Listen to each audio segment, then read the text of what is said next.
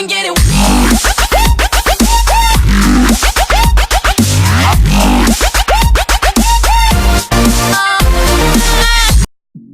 Hello YouTube, this is Fairytail chapter 470 review, and I would just like to say this chapter was great, if nothing else. There was two moments in this chapter that I really liked and I thought were really good. So, anyways, here's the review. Basically, at the beginning of the chapter, we leave off from where we left last chapter, where Gotsarina is about to finish off Warod and the rest of the four kings Ishgar, and he says this chapter he'll finish off Warod, and Warod shows us a little bit of power. We've seen his powers, because he can manipulate trees. So he's about to do big tree magic, but freaking Gotsarina stops it and uses this Earth Dragon Slayer magic. So at first I was thinking wait, so he's a Dragon Slayer, he has Earth Dragon Slayer magic, and then he uses this other type of Dragon Slayer magic, and then we find out he's got 8 Dragon Slayer Lacrimas in him.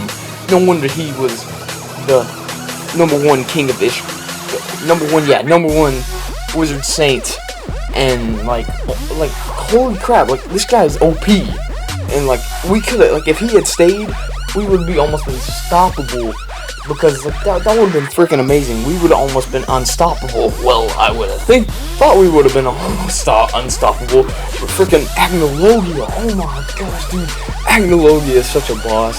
He's just he's walking, they don't really see who it is. It's wait, who is that? And he's woo, man, he's slices right into Gotsarina, and Gotsarina's dead. I'm hoping he's dead. I'm hoping Agnologia just one-shotted him, and Hero doesn't, make Gotsarina regenerate, although that fight would be awesome, but I hope that doesn't happen. I hope Agnologia just one-shots him, so that'll show how powerful Agnologia is, because, oh my gosh, this Agnologia, he's such a boss. He's 7 more Dragon Slayers to go. I mean, that was so cool. That was my favorite line in this chapter, where he's 7 more freaking Dragon Slayers to go, man. That was just awesome. And he's he's just showing up. I think Agnolia's main goal is just to take out the Dragon Slayers and take everybody else out first, because I don't think he wants the Dragon Slayers to become like him, and because I think he knows that if the Dragon Slayers worked hard enough that they could become dragons like him, and then they would be a threat to him. So he wants to take them down. He wants to take all dragons down anyway, but I think that's another reason, because they're a threat to him, so he needs to take them down, or he realize he knows about something that the other Dragon Slayers don't and other people don't. So I think he wants to take them down. And that really surprised me that Gotsarina was a Dragon Slayer, or a second generation Dragon Slayer, because he had Lacrimas in him. But he had I don't know, he had fire, Dragon Slayer magic, Earth, Purgatory. I can't name all of them. I know there was 8, but gosh, I mean, that's OP. I mean, if Agnologia can take him down, a guy who has 8 Lacrimas in him, and it's almost supposed to be the strongest wizard saint in Ishgar, and one of the strongest 12 Spriggan, which we actually don't know the actual strengths of all the Spriggan 12. I think the strongest Spriggan 12 would be the King of Magic. That's his name, I'm pretty sure. But oh my gosh, that guy was about to step in. The King of Magic was about to step in, because he's well, you're not finishing him off well, Gotsarina, because he had them all on the ground, but he's I thought he was about to step in or something like that, maybe. But then freaking Gotsarina went berserk, but then Agnologia shows up, just nope, one shot. Yeah, that was sweet.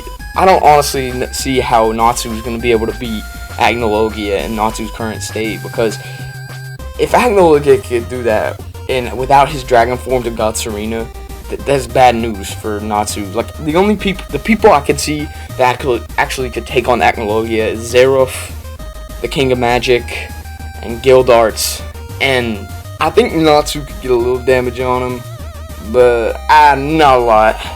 Especially now that he's lost his his Fire Dragon King, the powers he got from Igneo. I forgot how it's called, but yeah, I don't know. But I mean, I think Gildarts is definitely stronger, but I think Gildarts could definitely do a blow to Agnologia like Igneo did.